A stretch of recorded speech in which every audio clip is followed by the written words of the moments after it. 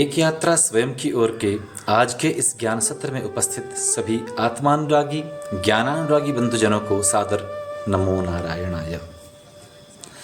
जैसा कि आप सब जानते हैं, आजकल हम चर्चा कर रहे हैं मनुस्मृति की। महाराज मनु हमारे प्रथम संविधान निर्माता, हमारे प्रथम सम्राट, हमारे प्रथम राजा, ये पूरा मानव समाज जिनकी प्रजा है, उनके द्वारा हमारे जीवन के प्रत्येक छोटे से छोटे कर्म के लिए जो हमें निर्देश दिए गए हैं, उनका संकलन है, उनका संविधान ग्रंथ है मनुस्मृति। मनुस्मृति का अध्याय 2 चल रहा है। आज हम चर्चा कर रहे हैं इसकी श्लोक संख्या 163 की। क्या बता रहे हैं मनु महाराज?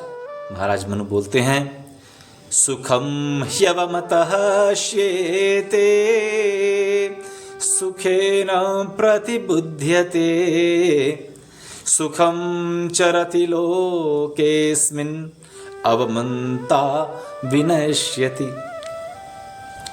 बहुत सुंदर बात है। कई लोगों की आदत होती है, वे अपनी सत्ता की सार्थकता ही इसमें समझते हैं कि अपने से छोटों को, अपने से निर्बलों को, सज्जनों को हमेशा अपमानित करते रहें। उनका अपना मान बढ़ाने का तरीका ही यह है कि वो दूसरों को अपमानित करते रहें, और ऐसे में सज्जन लोग उसका प्रतिकार नहीं करते। तो ऐसे सज्जनों के विषय में कहा गया है और ऐसे दुर्जनों के विषय में बताया गया है कि जिस व्यक्ति की आदत होती है निरर्थक किए जाने वाले अपमान का प्रतिकार नहीं करने की, वो सोचता है कि व्यर्थ में क्यों ऐसे लोगों के मुंह लगा जाए जो स्तर के नहीं हैं। ऐसे सज्जन लोग जो अकारण होने वाले अपमान को भी व्यर्थ में हृदय पर लेकर उसका प्रतिकार नहीं करते, ऐसे सज्जन लोग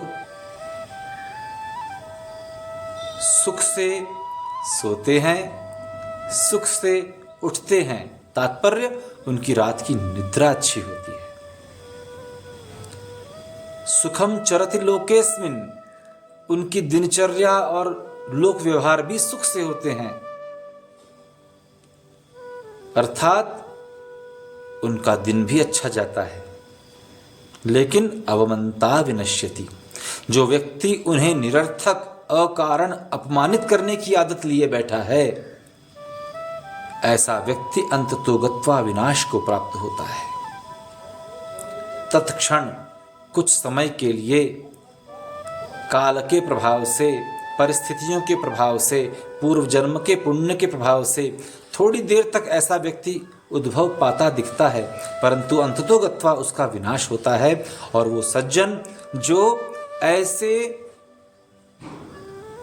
दुर्जनों के व्यर्थ के अपमान का प्रतिकार नहीं करते हैं, उसमें अपना समय बर्बाद नहीं करते हैं, जिनका उद्देश्य अपनी आत्मिक शांति को बचाए रखना, बनाए रखना है, वे ऐसे लोगों का प्रतिकार न करते हुए शांति से सोते हैं, शांति से उठते हैं, संसार में शांति से व्यवहार करते हैं और सुख से जीवन जीते हैं। और उनका अपमान करने वाला व्यक्ति निश्चित ही विनाश को प्राप्त होता है। कैसा लगा आज का ज्ञान? यदि समझ में आया हो, अच्छा लगा हो, तो इसके भाव को जीवन में ग्रहण करें, दुर्जनत्व से बचें, किसी का व्यर्थ अपमान न करें। और यदि कोई ऐसा दुर्जन आपका निरर्थक अपमान करता है जिससे आपको लगता है कि आप पर कुछ खास प्रभाव नहीं पड़ रहा, तो उनको नगण्य माने, उन्हें उपेक्षित करें।